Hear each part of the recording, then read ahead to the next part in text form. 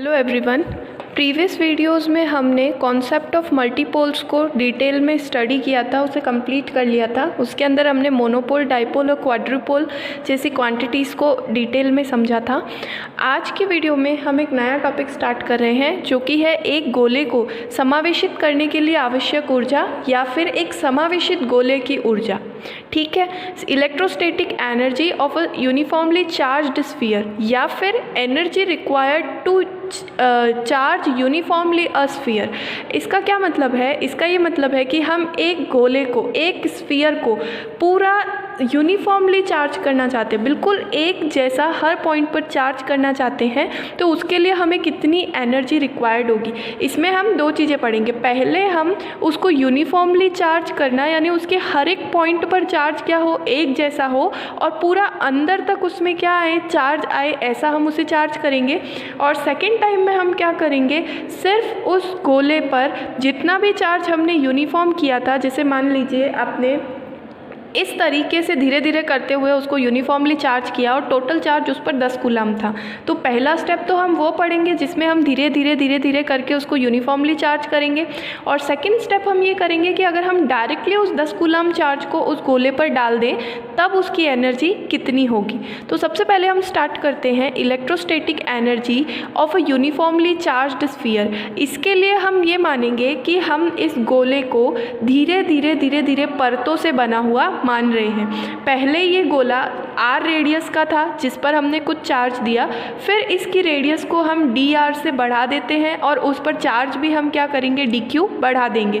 फिर इसको धीरे धीरे ऐसे बिल्कुल कॉन्सेंट्रिक सर्कल्स को बनाते हुए, से मिलकर बना हुआ मानते हुए, उसकी हर एक परत को बनाने में और उस परत पर चार्ज देने में कितनी एनर्जी हो रही है, ये हम स्टेप बाय स्टेप कैलकुलेट करेंगे। तो सबसे पहले हम ये मान लेते हैं कि पूरे गोले के लिए क्या चीज़ होगी। तो पूरे गोले के लिए हम आवेश घनत्व कैलकुलेट करते हैं, चार्ज डेंसिटी। क्या कर रहे हैं हम, आवेश घनत्व या फिर चार्ज डेंसिटी, जिसको हम किससे रिप्रेजेंट करते हैं, हम रो से रिप्रेजेंट करते हैं। रो इज इक्वल टू क्या होता है, चार्ज अपॉन वॉल्यूम। तो एक बार हम पूरे गोले की बात कर रहे हैं, उससे हम रो की वैल्यू कैलकुलेट करके रख लेते हैं ताकि हमें आगे यूज़ आएगी। तो हम मान लेते हैं पूरे गोले पर जो चार्ज आएगा अल्टीमेटली लास्ट में वो कितना है, Q।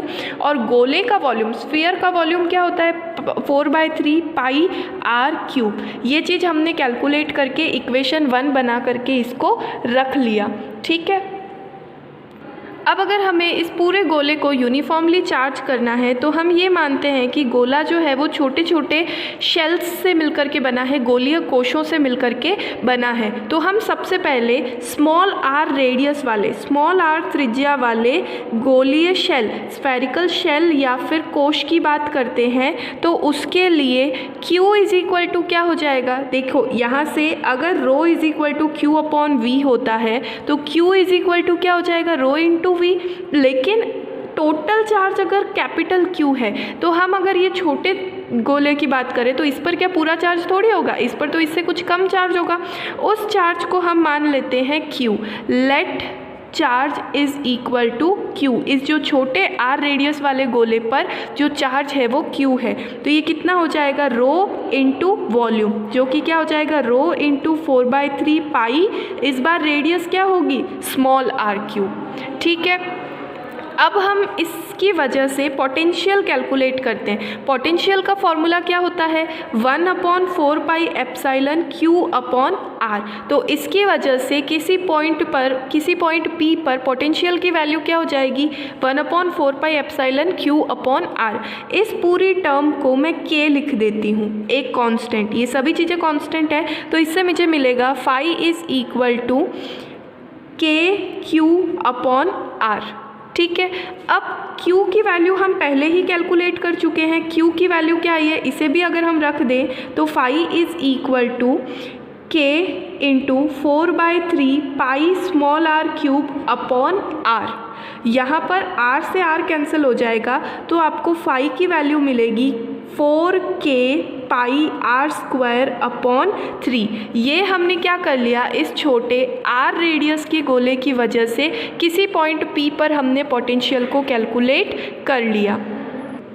अब हम क्या मानते हैं कि इस r रेडियस के छोटे वाले गोले पर एक और गोला बनाया जाता है जिसकी चौड़ाई dr है, ब्रेथ उसकी dr है। तो हम ये मान लेते हैं कि इस गोले की रेडियस को r से dr इंक्रीज़ कर दिया जाता है, यानी पहले इसकी रेडियस r है और ये जो बड़ा वाला गोला हो जाएगा इसकी रेडियस हो जाएगी r प्लस dr, यानी हम रेडियस को dr बढ़ा रहे हैं। तो अगर हम इस रेडियस को बढ़ा रहे हैं तो धीरे धीरे उस पर चार्ज भी बढ़ाते जाएंगे, क्योंकि हमें अल्टीमेटली बनाना तो एक यूनिफॉर्मली चार्ज्ड स्फीयर है। तो हम इस पर धीरे धीरे क्या करेंगे, चार्ज को भी बढ़ाते जाएंगे। तो हम यहाँ पर ये लिखेंगे कि किसी dr रेडियस के लिए जो गिवन चार्ज होगा वो कितना हो जाएगा, dq हो जाएगा।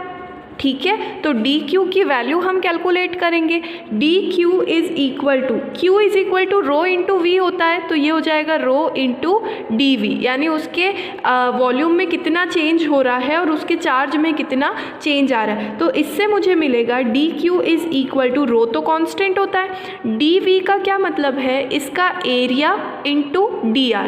तो इसका एरिया क्या होता है, 4πr²। एक गोले का या एक स्फीयर का एरिया क्या होता है, 4πr² इंटू कितनी इसकी गहराई बढ़ाई जा रही है या कितनी इसकी ब्रेथ या लेंथ को बढ़ाया जा रहा है, dr।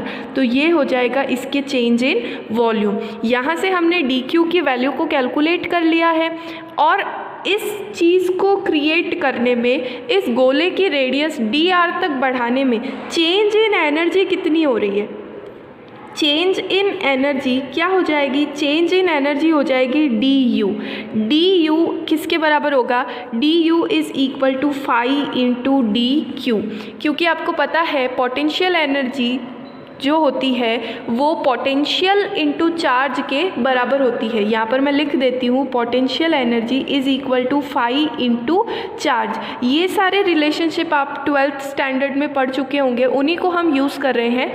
तो यहाँ पर मैंने change in potential energy, kinetic energy तो यहाँ आएगी ही नहीं क्योंकि हम इसकी स्पीड वगैरह को चेंज नहीं कर रहे, हम सिर्फ इसकी कंडीशंस को चेंज कर रहे। तो यहाँ पर चार्ज को देने के लिए हमें वर्क डन करना पड़ेगा और ये वर्क डन यहाँ पर पोटेंशियल एनर्जी के फॉर्म में स्टोर हो जाएगा।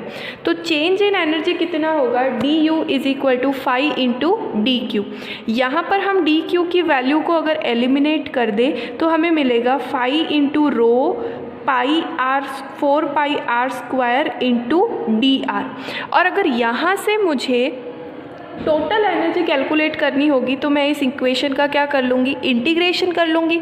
उससे पहले मैं यहाँ पर फाई की वैल्यू को पुट कर देती हूँ। तो अगर मैं यहाँ पर फाई की वैल्यू रखूँ तो हमने फाई क्या निकाला है, ये रहा 4k πr² इंटू 3। तो यहाँ पर मैं फाई की वैल्यू को क्या करूँगी, सब्सटीट्यूट करूँगी, 4k πr² upon 3 into rho into 4πr² into dr।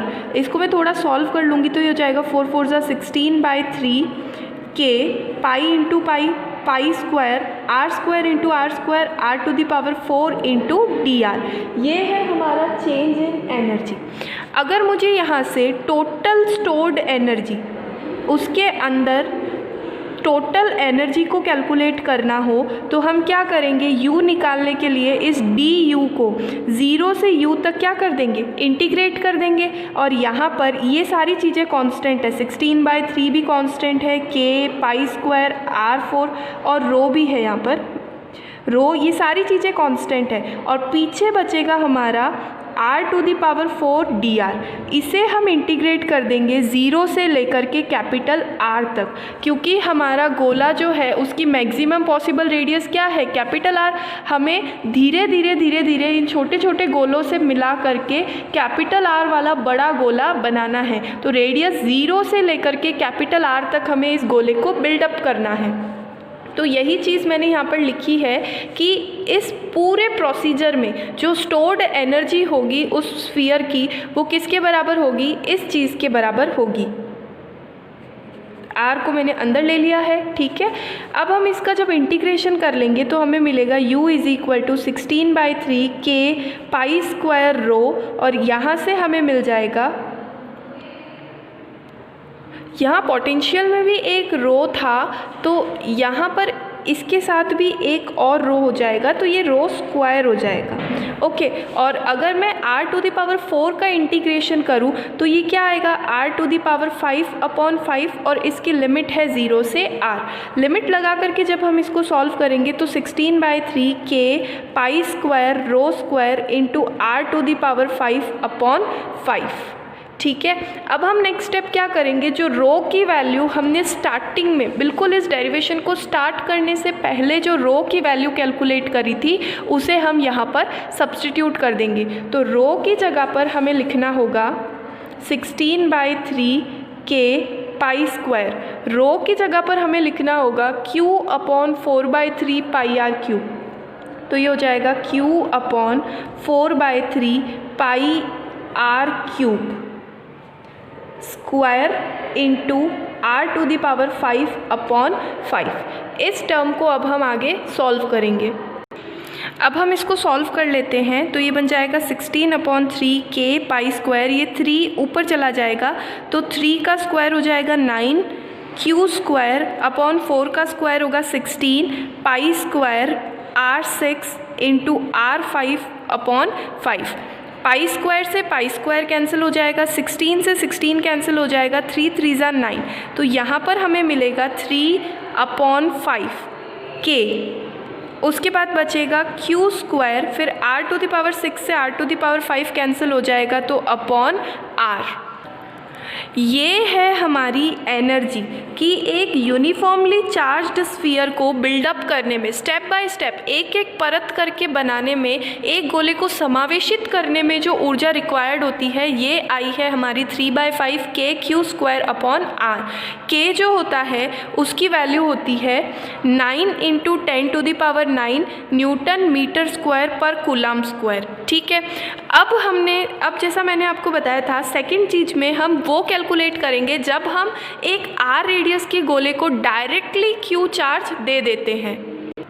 इस बार हम रेडियस को चेंज नहीं कर रहे हैं, हम धीरे धीरे करके उसको q चार्ज देते जाएंगे। तो यहाँ पर हम लिखेंगे r त्रिज्या के गोले को या स्फीयर ऑफ रेडियस r हम क्या करेंगे, q आवेश देंगे।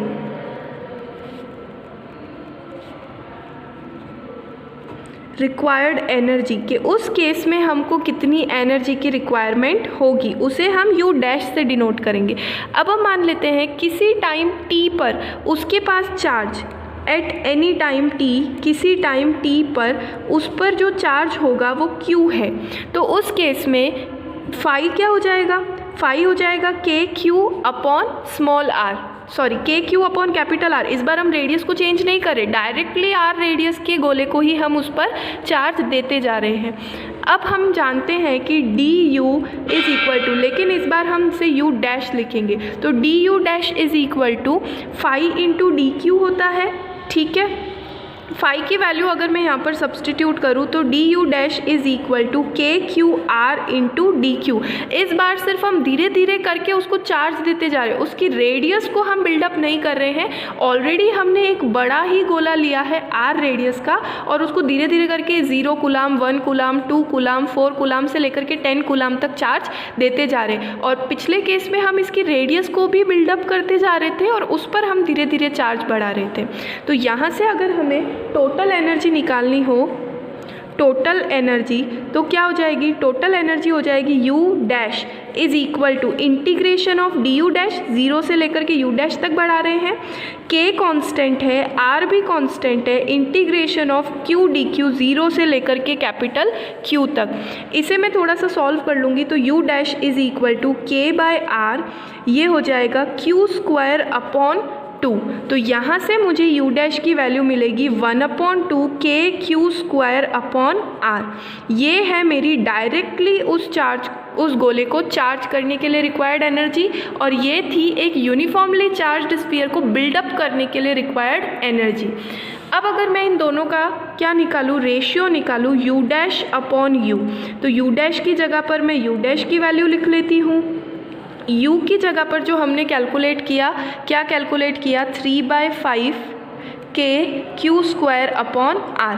अगर मैं दोनों का रेशियो निकालूँ तो ये टर्म्स तो कैंसिल ही हो जाएंगी बिल्कुल।